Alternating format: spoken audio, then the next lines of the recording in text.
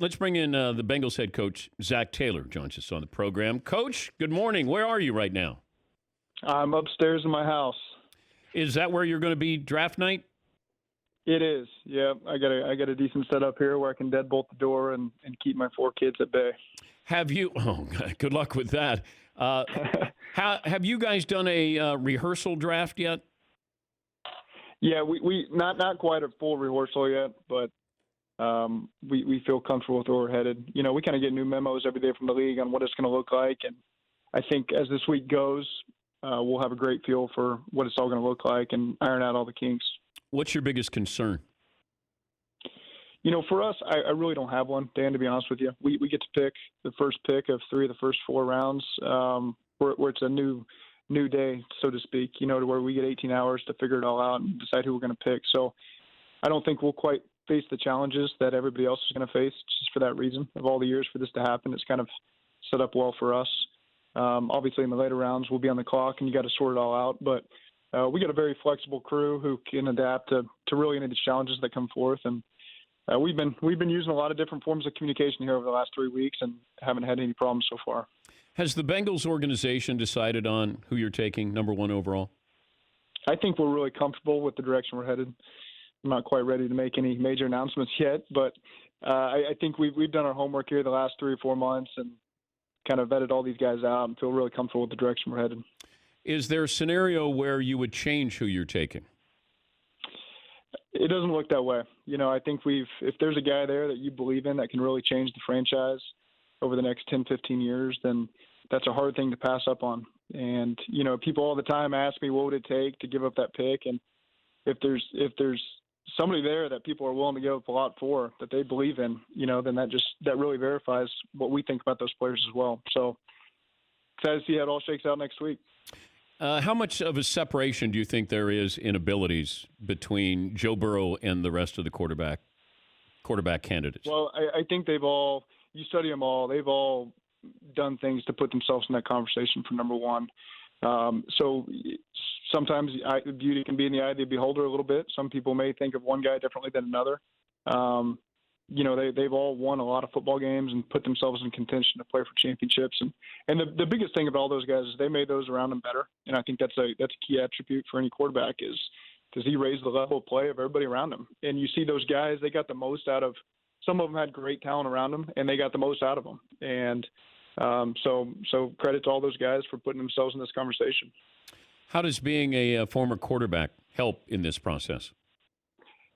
It makes it fun, you know, because you can see some of the situations these guys have been in that maybe you've been in before. And I've always enjoyed watching quarterbacks more so than a lot of the different positions just because of the fact that I played that position. So it's fun talking to them, asking how their brain works a little bit, you know, talking to other players about them. And it's been a really fun process over the last 3 to 4 months, learning about what makes all these guys tick. What's the number 1 characteristic, number 1 trait that you have to have in your quarterback? That he's a winner.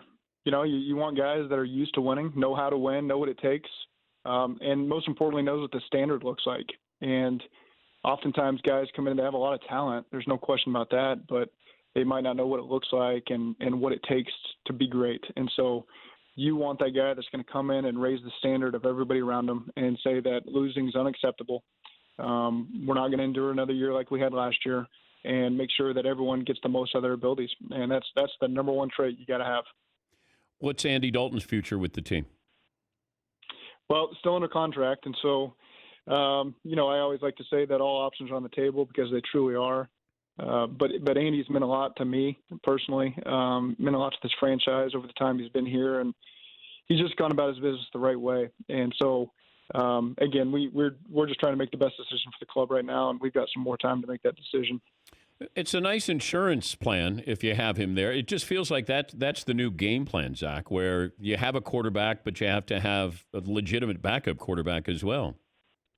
I think it's worked both ways. You know, I've seen some teams have a lot of success with veterans back there and some that maybe have younger guys. And so, you know, it's all about what the organizational approach is, and we feel like we got great quarterback coaches in the building as well. A lot of guys who spent some time around some really good ones.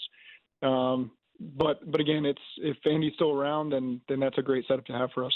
Talking to Zack Taylor, the Bengals head coach, former Nebraska quarterback. Can you believe Nebraska didn't recruit Joe Burrow? I'm going to stay out of that one. He's a great football player. Wait, he told me that he didn't get recruited. He was heartbroken.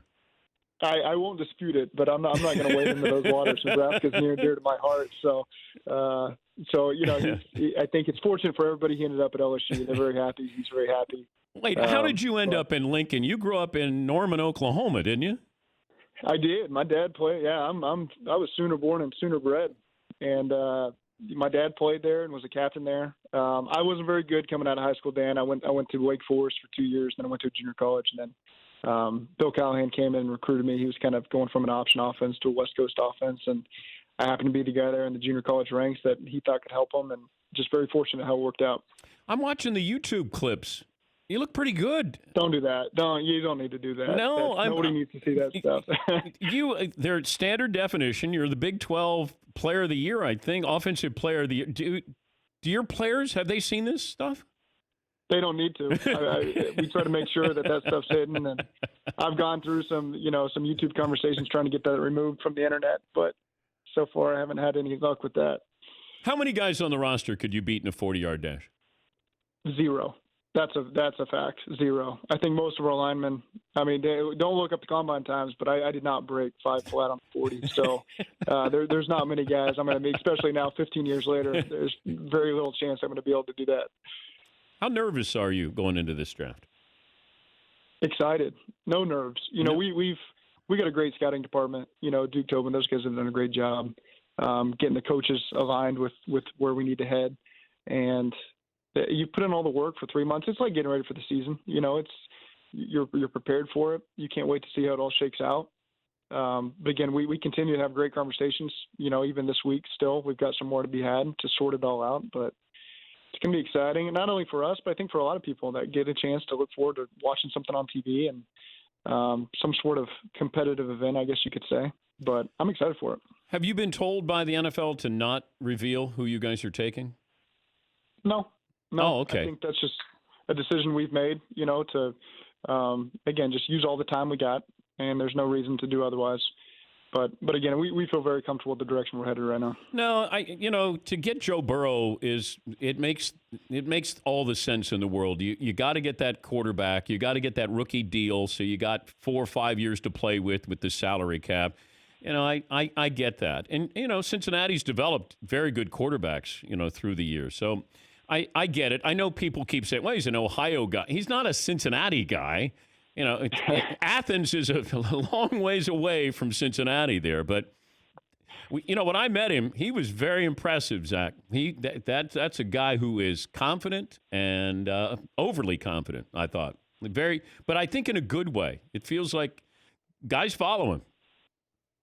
He's got a great edge to him. I think that's the best way to put it. Yeah.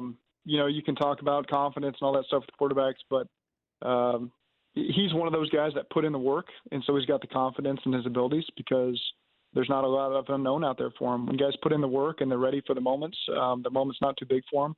And, we've got to know him. We've got to know a lot of the guys that are in this conversation over the last couple of weeks as we've really maxed out that time talking to him. And so it's, again, we feel comfortable with all those guys there at the top. Do you have his jersey already made up?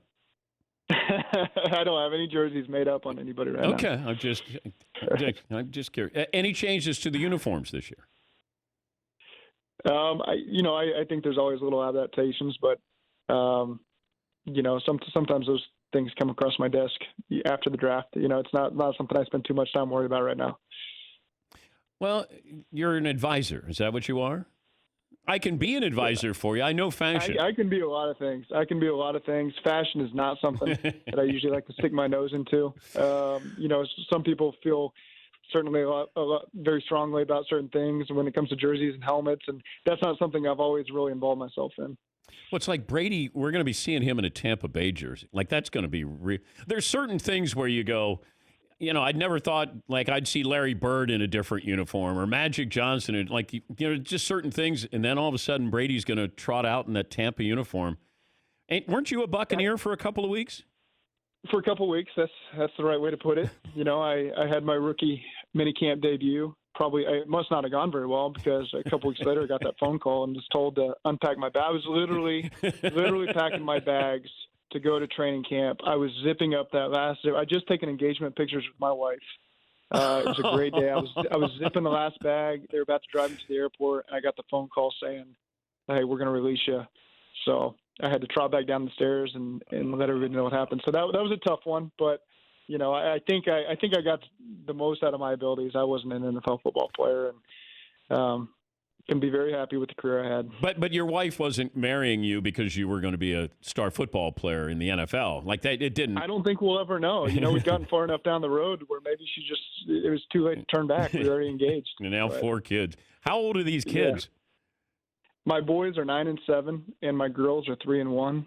And I'm very grateful right now that they're not in school because my 9-year-old, he's all caught up in this stuff. And so he comes up here and we'll watch tape as I'm watching some college guys. And I know that I cannot trust him at this point. If he'd gone to school and was talking about guys we're taking, there's no trust factor there with the 9-year-old. So fortunately, we got him quarantined in the house, and he doesn't quite have the ability to communicate with his friends. So I feel very, very safe with that information not getting out. That's who I should have had on, the 9-year-old. He'd tell me what's going on. There's no question. You get it all. You get it all. So, well, have fun, Zach. And it could be one of those moments where we look back 10 years from now and say, the Bengals turned things around by this draft. So good luck with it. Yeah. I appreciate it having me on, Dan. Thanks a lot. And Zack Taylor, Bengals head coach.